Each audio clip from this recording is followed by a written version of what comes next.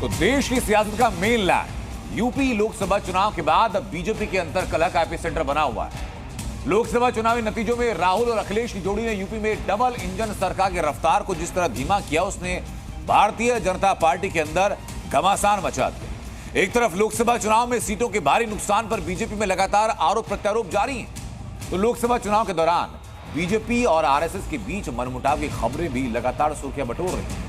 ऐसे में बीजेपी की एकता को मजबूत करने के लिए विश्व हिंदू परिषद ने पहल की, तो वहीं दूसरी तरफ बीजेपी ने आरएसएस के साथ रिश्ते सुधारने की कवायदें तेज कर दी।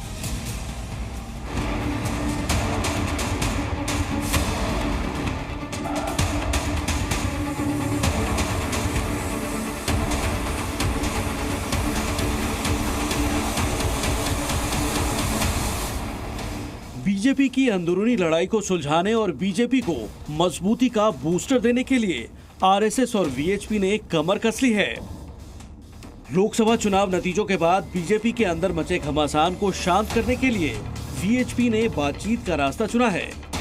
खबर है कि बीजेपी के अंदर चल रही लड़ाई को शांत कराने के लिए विश्व हिंदू परिषद एक्टिव हो गया है।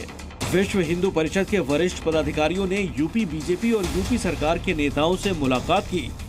वीएचपी ने बीजेपी नेताओं से मतभेद दूर कर सरकार और पार्टी के हित के लिए काम करने को कहा। वीएचपी ने बीजेपी नेताओं और वरिष्ठ मंत्रियों से बेहतर तालमेल के साथ काम करने के लिए कहा है। इसके अलावा पूर्वी यूपी के एक वरिष्ठ वीएचपी प्रचारक ने भी केशव प्रसाद मौर्य के साथ उनके घर पर मीटिंग की। साथ ही वीएचपी के वरिष्ठ प्रचारक सरकार के दूसरे शीर्ष नेताओं के साथ भी लगातार संपर्क में हैं। लोकसभा चुनावों के दौरान केंद्र की मोदी सरकार और राष्ट्रीय स्वयंसेवक संघ के बीच भी लगातार मनमुटाव की खबरें सामने आती रहीं। आरएसएस ने कई चुनावी मोर्चों पर बीजेपी से किनारा भी किया, जिसका खामियाजा बीजेपी को चुनावी नतीजों में उठाना भी पड़ा। लेकिन अब तीसरी बार केंद्र की सत्ता में आने के बाद मोदी सरकार ने आरएसएस से रिश्ते सुधारने की शुरुआत कर दी है। इसी कड़ी में गृह मंत्रालय की तरफ से एक आदेश जारी किया गया, जिसमें कहा गया कि अब सरकारी कर्मचारी राष्ट्रीय स्वयंसेवक संघ की गतिविधियों में शामिल हो पाएंगे।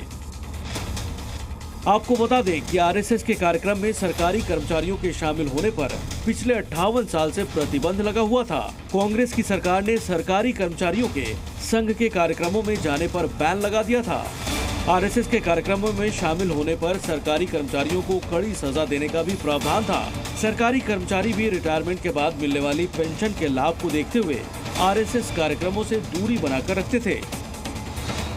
आरएसएस ने केंद्र सरकार की तरफ से जारी आदेश की तारीफ करते हुए कांग्रेस की पिछली सरकारों पर हमला बोला। राष्ट्रीय स्वयंसेवक संघ गत 99 वर्षों से सतत राष्ट्र के पुनर्निर्माण एवं समाज की सेवा में संलग्न है।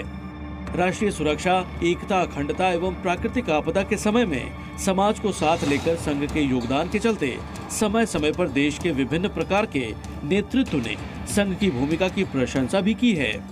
अपने राजनीतिक स्वार्थों के चलते तत्कालीन सरकार द्वारा शासकीय कर्मचारियों को संघ जैसे रचनात्मक संगठन की गतिविधियों में भाग लेने के लिए निराधार ही प्रतिबंधित किया गया था।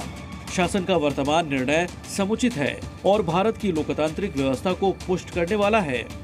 कांग्रेस पार्टी की सोच जो लगातार नकारात्मक रही है, कांग्रेस पार्टी का रवैया जो राष्ट्रवादी और देशभक्ति के खिलाफ रहा है, इस प्रकार की विचारधारा के लिए भारत में कोई जगह नहीं है। आरएसएस कार्यक्रमों में सरकारी कर्मचारियों के शामिल होने को वैध करने वाले सरकारी आदेश पर विपक्ष हमलावर है। मेरे ख्याल में जो रूल था उसके लिए अच्छा कारण था, और रूल ऐसे ही रहना चाहिए कि कोई भी जो ऑर्गेनाइजेशन है जिसमें एक राजनीतिक कलरिंग है, ये तो सरकारी लोगों के लिए नहीं है, उचित नहीं है।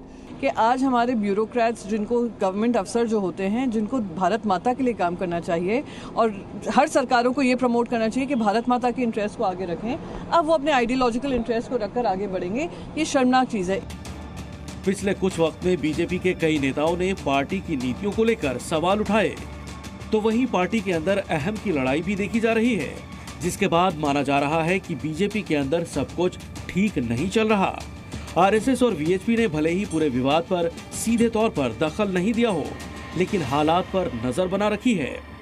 संघ और वीएचपी को लगता है कि बीजेपी में जिस तरह कलह दिखाई दे रही है, संगठन और सरकार में अहम की लड़ाई हो रही है, उसका असर पार्टी पर पड़ सकता है, जिससे देश के सबसे बड़े सूबे में बीजेपी की पकड़ कमजोर पड़ सकती है और यूपी हाथ से निकल सकती है। ब्यूरो रिपोर्ट, जी मीडिया।